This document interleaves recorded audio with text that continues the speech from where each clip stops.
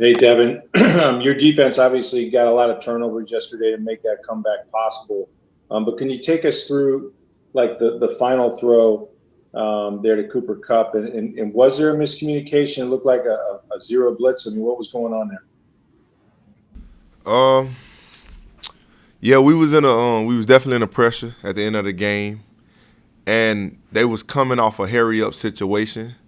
So just far as miscommunication, the call was communicated, but I feel like it was no time to process things and to hurry up and look at the formation and get aligned as quickly as we would like.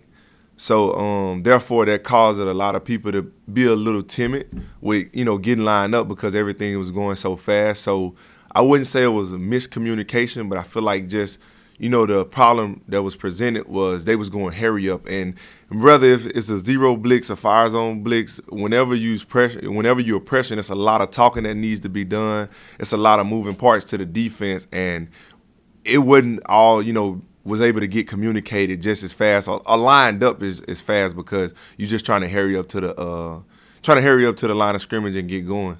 So I think communication was, the defense the call was communicated throughout the defense, but I feel like as far as the Rams going fast, it was hard for everybody to get up and look at their assignment because you got to process plays. You can't just run up and be like, oh, just go. You got to kind of process it. And hey, if you covering this guy, you got to like talk with the other DB. If DBs covering, they got to say, hey, possibly in and out. It's different things that goes on rather than just lining up and covering.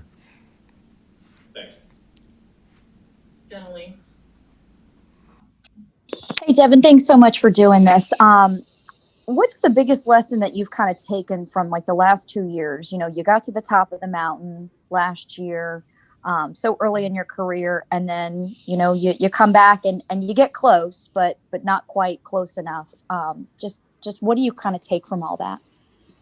I mean, just as far as just personally playing, I just say, far as myself, man, I gotta be even more consistent. I gotta be consistent with my play in and out weekly. Whether I'm dealing with injuries or whatever it be, I gotta be consistent because I'm always gonna have the mindset that the defense go where I take them. My energy, my playmaking ability, whatever it is, and that's what was asked of me when I got drafted here.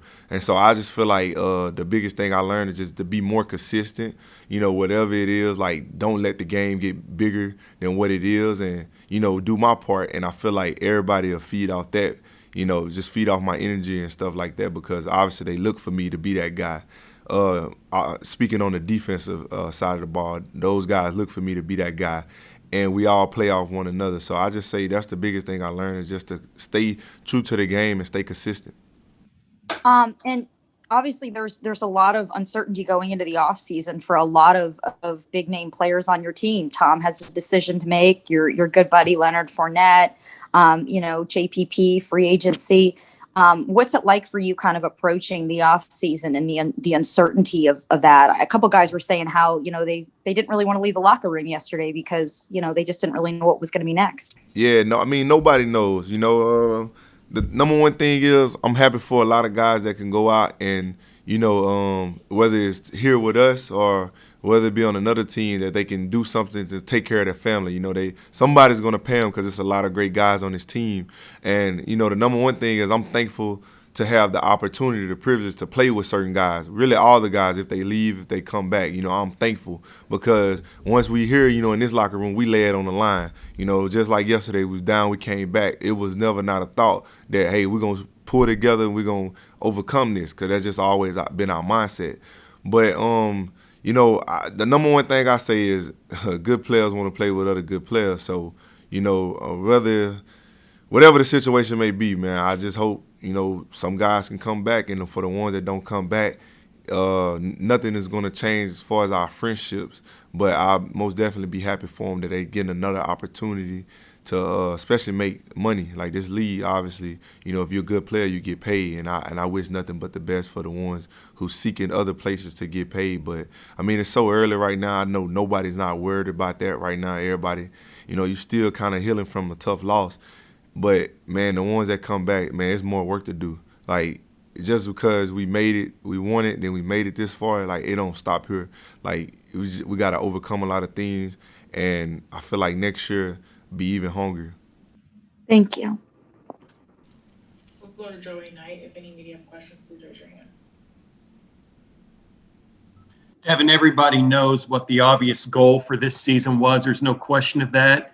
Having fallen short of that goal, how will you reflect on 2021? Do you still consider it a success? Do you consider it a disappointment? How do you look at it?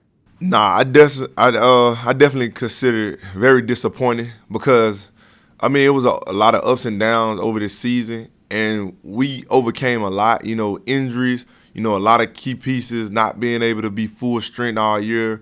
We did a great job with overcoming that, and it's like, hey, we didn't just come this far just to overcome stuff and say, hey, we did as much as we can do with what we had. No, we had guys that step in and play big roles, even when they probably didn't expect to play those big roles.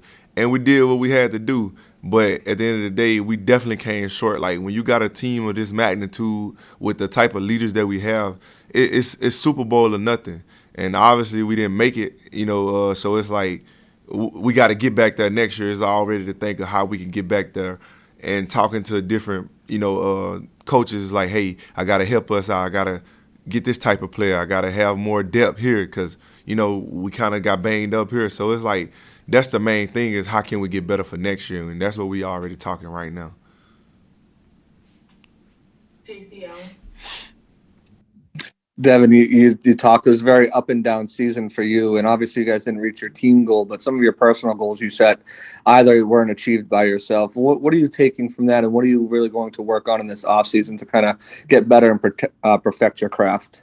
I just say the number one thing is I think the biggest thing for me is just to be more disciplined.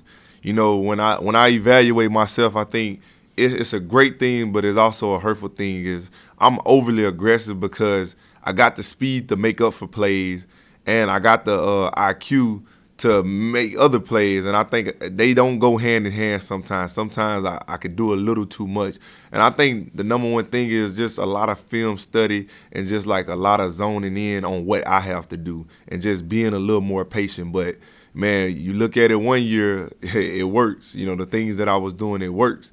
Then you look at it another year, it works, but then it don't work, and then it'll work, and then it don't work. So I think it's just being a little more disciplined. I think for as football, I think God gave me all the tools that I need to be a great player, and all I got to do is just keep sharpening those tools. But to be an even greater football player, I think I got to be more disciplined. Well, I know I got to be more disciplined, and that's something that I continue to work on.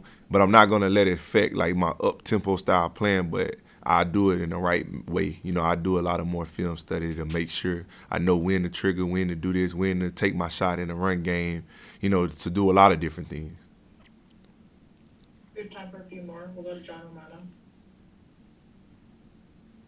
Hey, Devin, I know you talked about the Rams being in a hurry up and not being able to process real quickly in between plays.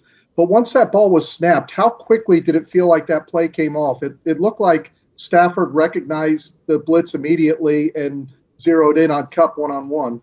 Yeah, I mean, when you run the blitz that we ran, obviously he could see that it was not a middle field safety, so he knew he could just launch the ball down there.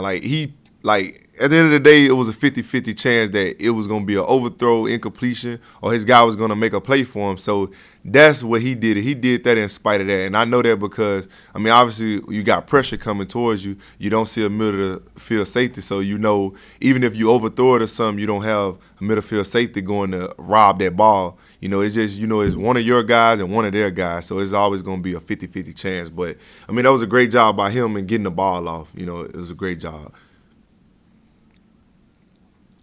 All right, that's all I have. Thanks, Devin. All right, thank you.